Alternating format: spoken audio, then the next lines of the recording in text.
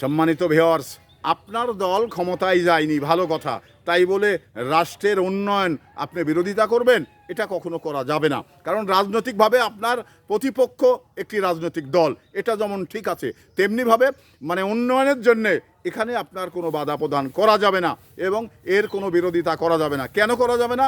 কারণ বাংলাদেশ সবার, এই সবার বাংলাদেশকে এগিয়ে নিতে হলে যারা সরকারে রয়েছে তাদের যেমন দায়িত্ব রয়েছে, যারা বিরোধী দলে রয়েছেন তাদেরও কিন্তু অতটুকুই দায়িত্ব রয়েছে। কারণ সরকার বিল আনবেন, বিরোধী দল স্বাগত জানাবেন, যদিও বিলে বিরোধিতা করেন তারপরে উন্নয়নের ক্ষেত্রে সে স্বাগত জানাবেন।